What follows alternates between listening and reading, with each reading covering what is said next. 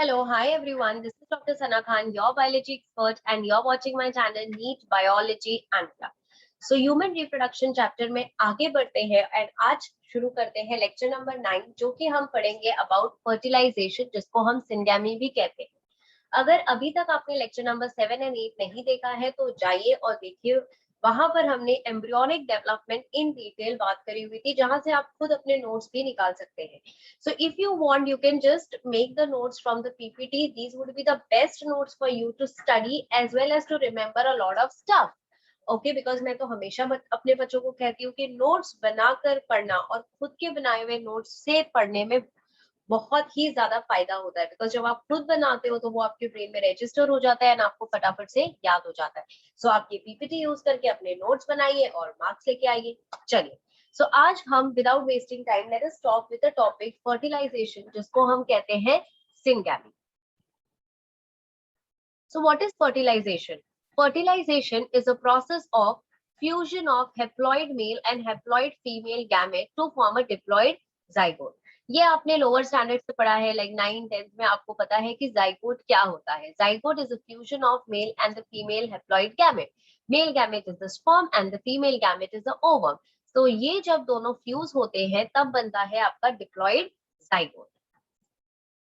So fertilization is taking place in the internal parts, मतलब ये आप फीमेल के रिप्रोडक्टिव सिस्टम के अंदर होता है, specifically at the fallopian tube in the ampulla of oviduct. So fertilisation कहाँ होता है ये भी एक डायरेक्टली एमसीक्यू में पूछा जा सकता है। Fertilisation takes place in ampulla of oviduct and it takes place within 6 hours. So now what happens in fertilization? The first step over here is insemination. Insemination means as soon as the semen gets deposited into the vagina, the sperm gets activated when they traverse upward towards the fallopian tube. So जो sperms होते हैं वो activate हो जाते हैं by a viscous fluid which is present in the fallopian tube. So जो वो fluid होती है fallopian tube के अंदर वो उसको activate कर देती है and now the sperm is ready for fertilization. So the mechanism of fertilization has a lot of steps that we are going to study in detail today. So the first step जिस mechanism of fertilization में जो है वो है movement of sperm towards the egg. तो सबसे पहले जो sperm है वो egg तक move होगा because egg हमेशा non-motile होता है and sperm is always motile because sperm के पास flagella है। sperm का structure हमने already पढ़ा है। तो flagella की मदद से जो sperm है ओके वो मूव होता है and it has to reach towards the egg because egg is non motile. Second point होगा once the sperm has reach to the egg, तो सेकंड क्या होगा entry of sperm into the egg. तो जैसे ही sperm आपके egg तक पहुंच जाएगा वो उसके अंदर एंट्री लेगा and there would be a most important reaction जो हम पढ़ेंगे that is called as acrosome reaction. अगर आपको याद हो तो एक्रोसोम ये वर्ड मैंने आपको बताया था when we were talking about the structure of sperm, right. उसके हेड में होता है like a cap, right, which is having which enzyme, do you remember? Yes, absolutely, it consists of lytic enzymes जो हमने पढ़े थे।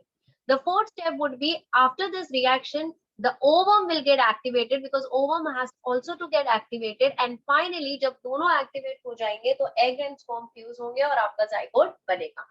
तो सबसे पहला स्टेप क्या है, sperm egg की तरफ जाएगा। सेकेंड, जैसे ही sperm egg की तरफ जाएगा वो उसके अंदर एंट्री मारेगा एंड थर्ड जैसे एंट्री होगी there would be a acrosome reaction, there would be activation of ovum and finally जो एग एंड स्पर्म होंगे वो एक दूसरे के साथ फ्यूज हो जाएंगे। So let us see each and every step in detail. So the first step over here is movement of sperm towards the egg. तो movement of sperm towards the egg के लिए तो first most important thing is capacitation of sperm reaching the vagina. So once the ejaculation has been done, obviously जो sperm है वो vagina में आ गया है, लेकिन sperm has to undergo the most important change now, okay, and that change is called as capacitation. So let us see what is exactly capacitation. Here in the image you can see different diagrams, okay। यहाँ पर आपको पहले image में दिख रहा होगा एपिडिडाइमल। एपिडिडाइमल मतलब ये जो स्पर्म जो एपिडिडाइमस में है जो कि आपकी टेस्टिस ने प्रोड्यूस किया है वहां से वो एपिडिडाइमिस तक पहुंचा है एंड उसके बाद में जब वो समाइनल प्लाज्मा से समाइनल फ्लूइड से जब वो रिएक्ट करता है या फिर जब वो मिल जाता है, okay, it become something like this. So when the sperm is ejaculated into the vagina, the sperm looks like this, okay, and in the vagina it gets capacitated, Okay, so that is called as capacitation. So capacitation exactly होता क्या है? जब sperm जो होता है, it shows certain changes, it shows physiological changes, and that changes are very very important because unless and until वो ये changes दिखाएगा, वो fertilize नहीं कर पाएगा ovum को. Okay, so if the sperm wants to fertilize and it wants to penetrate the egg, it has to get capacitated. Okay, तो जब वो कैपेसिटेट हो जाएगा तब जाकर वो ओवम के अंदर जा पाएगा एंड जाइगोट फॉर्मेशन हो पाएगा. Now what is the meaning exactly of capacitation? Exactly क्या होता है? देखो, जो एपिडिडाइमिस यहाँ का वाला, ओके, जो एपिडिडाइमिस वाला जो स्पर्म है, उसकी जो प्लाज्मा मेम्ब्रेन है, उसके अंदर कुछ कॉम्प्लीमेंट प्रोटीन्स एंड कार्बोहाइड्रेट्स होते हैं ये यहाँ पर. Okay, so they are having some complement proteins and carbohydrate, but when that get mixed up with the seminal plasma, what happens? This surface, okay, this surface of the sperm becomes coated with the seminal plasma proteins, and it look like a mask. यहाँ पर it look like a mask. So यहाँ पर epididymis जब seminal plasma के साथ mix होता है, तो यहाँ पर there is a mask of certain proteins of the seminal plasma, and जब वो capacitate होता है, okay, matlab when it gets ejaculated into the female tract, how does it look? When sperms are exposed to the female tract environment, these seminal plasma coatings along with some of the surface molecules are removed, thus exposing portion of the molecules that can bind to zona pellucida of the oocyte. So as soon as it gets released into the female tract, that is into the vagina, जो ऊपर के जो proteins होते हैं, जो seminal proteins होते हैं, along with some coatings of the sperm gets removed. And why does it gets removed? It gets removed because ultimately the zona pellucida, it has to enter the zona pellucida. Okay, so that is called as capacitation. I hope you have understood what is capacitation. So capacitation is जो protein, जो seminal plasma के protein आपके यहाँ पर लग जाते हैं semen के upper part, that is the head region में, that gets capacitated, that gets removed. Okay, why it is getting removed? Why the sperm is getting capacitated? Because ultimately it has to enter into the zona pellucida and it has to fertilize. So सबसे पहला step हो गया है capacitation of sperm reaching the vagina, and this process requires around 5 to 6 hours. During this time क्या होता है? जो acrosome होता है, okay, that is the sperm का head, it becomes thin. Calcium enters into the sperm, okay, and the tail begins to show rapid whiplash movement. Why it's showing the whiplash movement? Because उसको ऊपर तक जाना है, it has to reach to the fallopian tube, right? उसको ampulla तक जाना है because वहां पर fertilization होगा. तो यहाँ पर जो एक्रोसोम होगा वो थिन हो जाएगा, कैल्शियम एंटर होगा, and that because of that entry of calcium, now the sperm is going to show the whiplash movement, and now sperm will become extra active. Okay, so extra motility आ जाएगी उसके अंदर, and it will try to move towards the oviduct. So now when it is moving towards the oviduct, maximum of the sperm, there are millions of sperm, लेकिन एक को ही fertilise होना है, तो इसके दौरान जब तक वो फेलोपियन ट्यूब के तरफ जा रहा है, मैक्सिमम जो होते हैं, they get destroyed, they get demotilized, और they either get broken. Now the next step is prostaglandins activate the sperm. So prostaglandin present over there will activate the sperm. Vestibular secretion of female will enhance the sperm motility. So vestibular glands are present in the female genital tract, right? So that secretion of the vestibular gland is going to enhance the sperm motility. Enhanced sperm motility means now the sperm is going to become more and more active. And now its speed is going to be like very fast, and the sperm is going to swim at an average speed of 1.5 to 3 mm per minute. So now the sperm is more active. The sperm is more active means it's showing more faster movement. So now what happens? It reaches the ampulla within 5 minutes, and sperm remain viable for 24 to 48 hours. So it will reach the ampulla within 5 minutes because it's swimming at the speed of 1.5 to 3 mm, and finally वो आपके ampulla में चला जाएगा, and वहां पर रहेगा for 24 to 48 hours. And ovum usually active होता है for 20 to 24 hours. तो ये दौरान पे there could be a fertilization which can take place. So let us come and sum up the entire steps of the movement of sperm towards the egg. So when you're studying the screen with me, you can take a screenshot and you can even write down these points in a pointer wise, because then it is going to go into your head. तो सबसे पहले क्या हुआ होगा, सोचो. सबसे पहले obviously ejaculation हुआ है वेजाइना में, इजैकुलेशन हुआ है. ओके, तो स्पर्म क्या जैसे एपिडिडाइमिस में थे या फिर जैसे मेल रिप्रोडक्टिव ट्रैक में थे वैसे ही जाएंगे? No, it has to get capacitated. So the first point is the sperm is going to get capacitated, which is going to require 5 to 6 hours. अब क्या होगा, जो एक्रोसोम होगा वो थिन होगा, कैल्शियम एंटर करेगा, and now the sperm will start showing whiplash movement, means it's going to show the movement because it has to go up. ठीक है, फिर sperm हाइपर एक्टिव हो गया है बिकॉज उसको ओविडक्ट तक जाना है. प्रोस्टाग्लैंडिन के वजह से sperm एक्टिवेट हो जाएगा and vestibular secretion, okay, vestibular secretion is going to enhance the sperm motility, and finally जो sperm होगा वो swim करेगा at an average speed of 1.5 to 3 mm per minute. And after capacitation, sperm reaches ampulla within 5 minutes and वहां पर वो रहेगा for 24 to 48 hours. So these are the steps which takes place in the first step, that is movement of sperm towards the egg. Okay, so finally अब वो कहाँ तक जा रहा है, वो ampulla तक पहुंच गया, because उसको वहीं तक पहुंचना है because egg वहां पर है. अब आ जाते हैं हम लोग सेकेंड पॉइंट पे. तो अब वो फर्स्टली एम्प्यूला तक पहुंच गया है, तो अब उसे क्या करना है, वहां पर एग है तो उसको वहां पर एंट्री लेनी है, right. So it has to enter the sperm into the egg.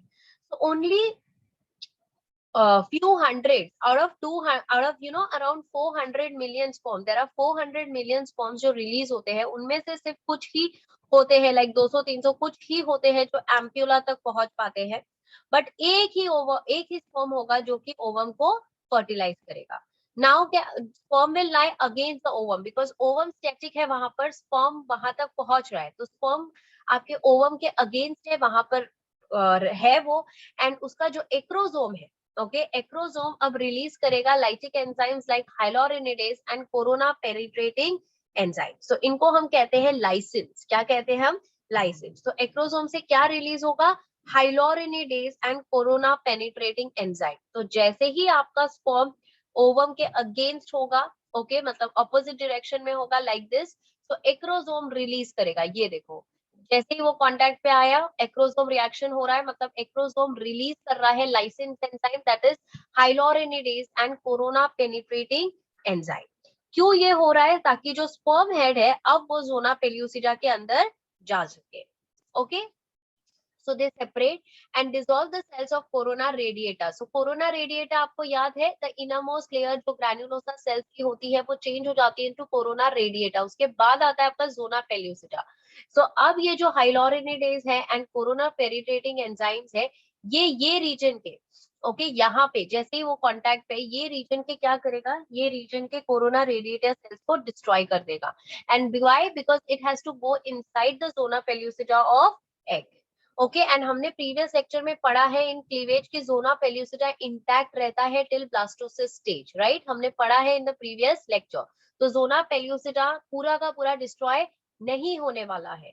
Okay, जिधर पे स्पर्म ओवम के अंदर जा रहा है वहां के जो कोरोना रेडिएटा के सेल्स है वो डिस्ट्रॉय हो जाएंगे, मतलब डिसॉल्व हो जाएंगे, so that the sperm can go inside the zona pellucida. तो अब जोना पेल्यूसिडा के पास क्या है? जोना पेल्यूसिडा के पास फर्टिलाइजिंग रिसेप्टर प्रोटीन्स है. क्या है जोना पेल्यूसिडा के पास? फर्टिलाइजिंग रिसेप्टर प्रोटीन्स, जो कि आपके हैं ZP3 एंड ZP2. सो जो फर्टिलाइजिन क्या होता है, the fertilizin binds to specific acid protein called anti fertilizin of sperm. तो स्पर्म के पास है एक प्रोटीन जो कि है एंटी फर्टिलाइजिन. ओके, सो अब एक अट्रैक्शन ऑफ स्पर्म होता है towards the egg so that fertilisation takes place, and ye fertilizing and anti-fertilizing reaction is very specific. Okay, so zona pellucida ke baad once again it has having a fertilizing receptor ZP3 ZP2. ये fertilizing जो होगा it will bind with the anti-fertilizing of sperm and it will cause attraction of sperm towards the egg. and अब जो sperm होगा वो egg की तरफ काफी ज्यादा attracted होगा. और ये fertilizing and anti-fertilizing जो reaction है it is a very specific. Okay, so finally react कर गया है. ओके, एंड जो आपका जो स्पर्म है, okay, finally it has entered into the egg because उसने कोरोना रेडिएटा के सेल्स वहां पर डिसॉल्व कर दिए. Now coming to the third point, that is acrosome reaction. So let us see acrosome reaction में होता क्या है. सी, जैसे ही स्पर्म हेड जोना पेल्यूसिटा का, भी कोरोना रेडिएटा के अंदर जा चुका है, now it's a time to go inside the zona pellucida. So जैसे ही स्पर्म का हेड जो होगा जोना पेल्यूसिटा को टच करेगा, okay, and where it is going to touch, it is going to touch in the animal pole, ऊपर का जो रीजन है वहां पर टच करेगा। Okay, it's acrosome covering rupture to release lytic enzymes acrosin और zonalysin. C, so as soon as the sperm is touching, as soon as the sperm is touching the zona pellucida layer, okay, zona pellucida layer को जैसे ही वो touch कर रहा है, it is touching at which region? At the animal pole region. See, it's touching this region is touching the animal pole region, जहां पर मेरा pointer है। तो अब ये जो एक्रोसोम है ये देखो रप्चर हो गया है। अगर वो रप्चर हो गया है तो उसमें से कौन से एंजाइम्स निकले हैं? उसमें से एक्रोजिन और जोनालाइसिन निकला है। क्यों? बिकॉज उसको जोना पेल्यूसिडा के अंदर जाना है। Okay, and this is going to act on the zona pellucida at the point of contact. तो वो सिर्फ वही पॉइंट पे एक्ट करेगा जहां पर वो टच कर रहा है, वो पूरे रीजन के जोना पेल्यूसिडा को डिस्ट्रॉय नहीं करेगा। And this causes egg reaction, okay, and finally जिसकी वजह से एक एग रिएक्शन बनता है, ओके, या फिर हम उसको फर्टिलाइजेशन कोन बोलते हैं। सी दिस स्ट्रक्चर, ओके, ये देखो, this is called as egg reaction या फिर फर्टिलाइजेशन कोन, जहां पर एक कोन बनता है। So cone of reception is formed on the egg membrane. So अब एग मेम्ब्रेन के अंदर, okay, see this is the egg membrane, okay, this one, this layer, okay, this is the egg plasma membrane and this purple one is the vitelline membrane, this yellow one is the zona pellucida। तो यहाँ पर अभी एक कोन जैसा structure बन गया है, कोन of reception is formed like this। So now the sperm head comes in contact with this cone। तो जो अब sperm का head है वो देखो यहाँ पर contact पे आ गया है, and it results in the production of weak wave of depolarization। जैसे ही वो उधर पे टच करता है एक वेव ऑफ पॉलराइजेशन होती है, but it's a weak wave. So अब क्या होगा, दोनों की भी प्लाज्मा मेम्ब्रेन, स्पर्म की भी प्लाज्मा मेम्ब्रेन एंड एग की भी प्लाज्मा मेम्ब्रेन, ये देखो यहाँ पर फ्यूज हो जाएगी। Okay, they will dissolve only at the point जहां पर स्पर्म एंट्री कर रहा है, बाकी जगह की डिस्ट्रॉय नहीं होगी। Okay, see this image. तो यहाँ पर वो प्लाज्मा मेम्ब्रेन जो है वहां पर डिसॉल्व हो रहा है, and now the sperm का nucleus and centriole, why centriole is going? because cleavage होने वाला है, yes or no? तो sperm, nucleus and centriole will enter the egg while other parts will remain outside। so ये देखो sperm का जो head है और जो centriole है वो अंदर जाएगा, बाकी की जो चीजें हैं like your tail and the body leg, they are going to be left behind। So as soon as the sperm head touches the vitelline membrane, जैसे ही ये sperm vitelline membrane को touch करेगा, ये vitelline membrane will get activated and वो अपने आप में change हो जाएगी into fertilization membrane। किसमें change हो जाएगी? fertilization membrane। Why it is going to get change into fertilization membrane? So that दूसरे sperm भी entry ना ले।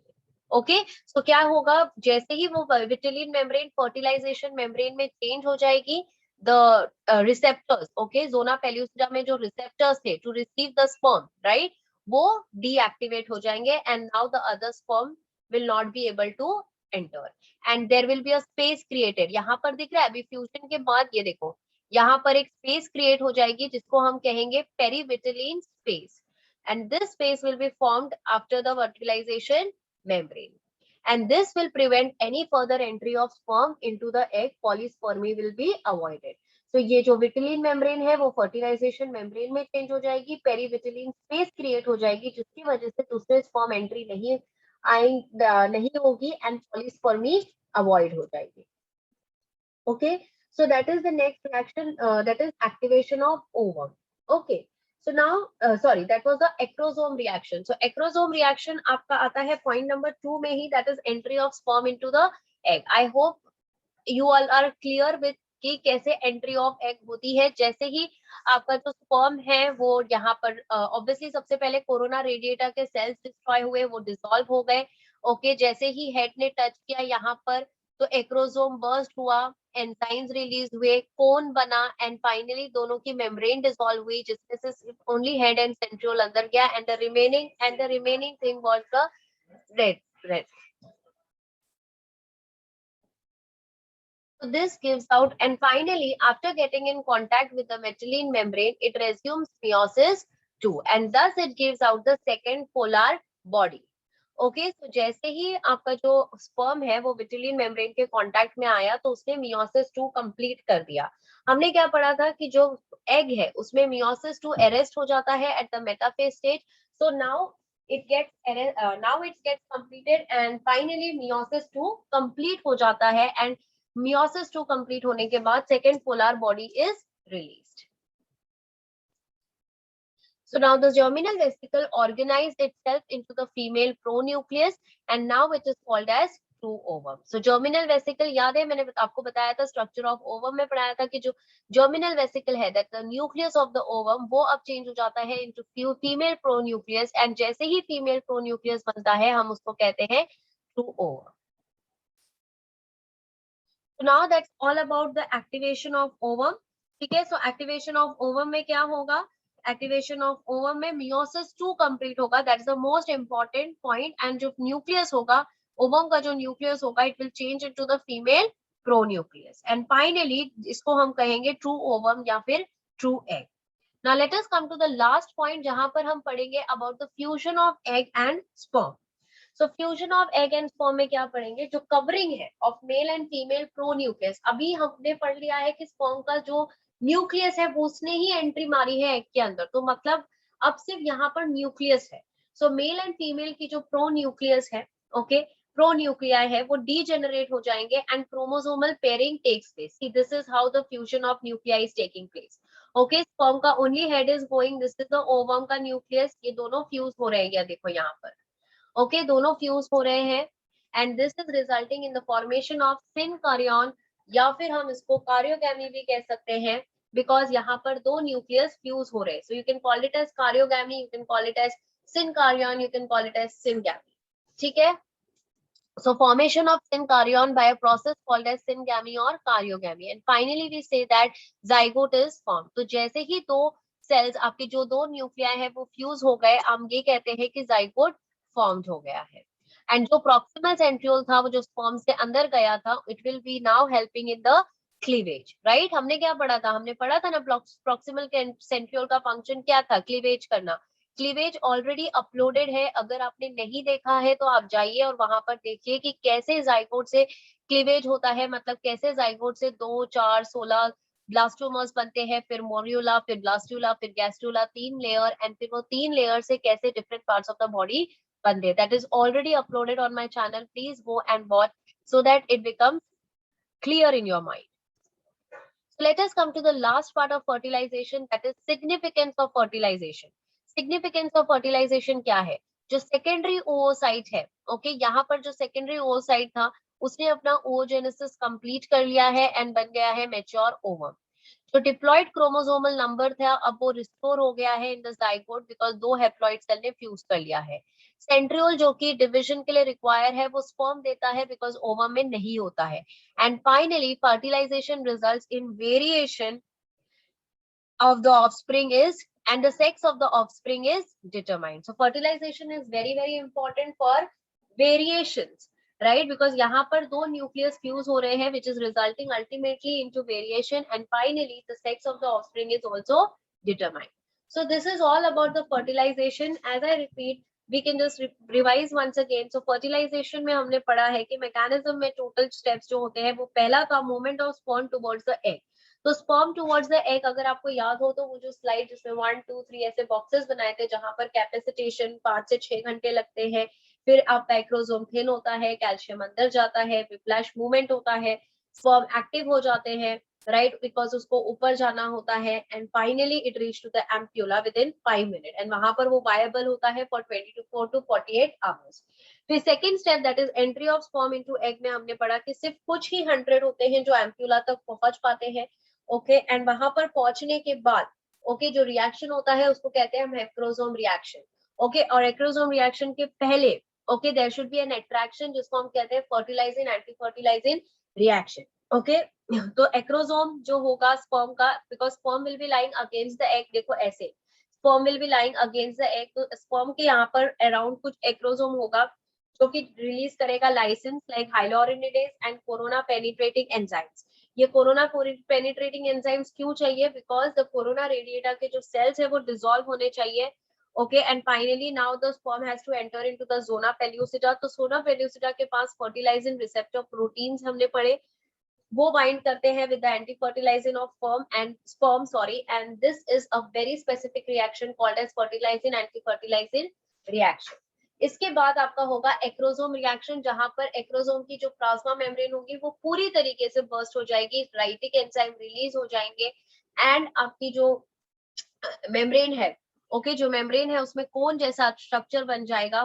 ओके, कोन जैसा स्ट्रक्चर बनने के बाद स्पर्म का हेड उसके अंदर चला जाएगा, and finally the next step will come into the role, that is activation of ovum.